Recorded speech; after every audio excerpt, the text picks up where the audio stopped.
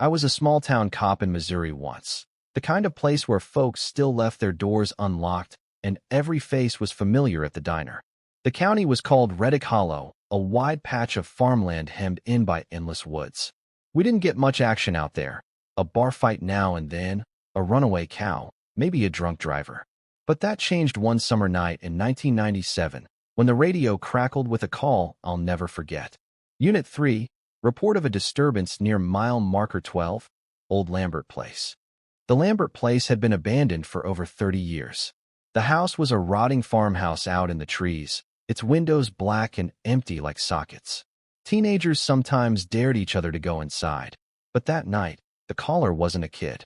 It was a trucker passing through, said he saw lights flickering in the windows and someone, moving in the yard. I drove out there alone. The road was dark, only my headlights slicing through the mist rolling off the fields.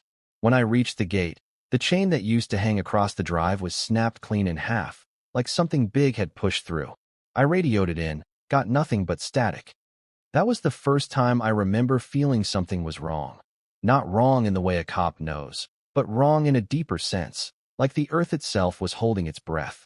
The house came into view through the trees. Every window glowed with a dim, yellow light, but no generator hummed, no sound at all except the ticking of my engine. I stepped out, flashlight in hand, the gravel crunching under my boots. The air smelled of rain and rot.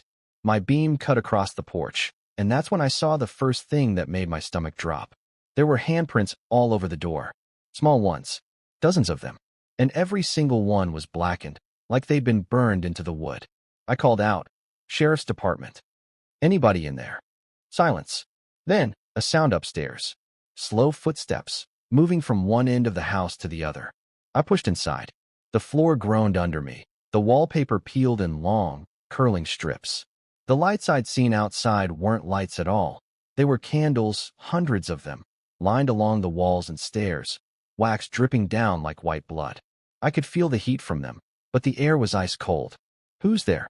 I called again. The footsteps stopped. I reached the top of the stairs and saw a room at the end of the hall, the door half open. Inside, the flickering candlelight showed something scrawled on the walls in a dark, flaking color. Words I couldn't understand, symbols that twisted my eyes when I tried to focus on them. In the middle of the room was a crib, old, wooden, rocking on its own. When I got close enough to shine my light inside, I wished I hadn't. There was a doll, or what looked like one, stitched from burlap and human hair. Its mouth was sewn shut, but something inside it was moving, like a trapped insect. I felt my chest tighten. I don't scare easy, but every instinct screamed at me to leave. That's when the whispering started. It came from the walls, soft at first, like wind through a keyhole, then clearer. A child's voice sang over and over, "Daddy came home." The crib stopped rocking. The candles flared up all at once, filling the room with heat. I stumbled back, and as I did, the door slammed shut on its own. I kicked it open, or tried to, but when I blinked, I wasn't in the same house anymore. The walls were gone. The room stretched into something impossible, a long, narrow hallway lined with black, dripping roots. My flashlight flickered. I saw shadows moving at the far end, small, quick, too many legs. I don't remember running down the stairs, only the feeling of the ground shaking as I bolted out into the yard. When I turned back, the house wasn't glowing anymore. No candles, no lights, just darkness.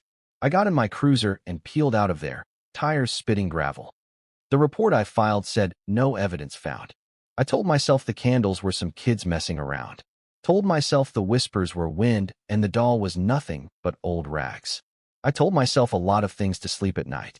But 2 weeks later, I drove by that same stretch of road again. And there it was, the house, standing dark and silent, except for one thing. In the upstairs window, a candle burned again. And this time, I swear I saw a figure behind it, a small child, face pressed to the glass, watching me as I passed. I quit the force a year later. Never told anyone the truth. But sometimes, late at night, when I close my eyes, I still hear it. That soft voice whispering from the dark, "Daddy came home."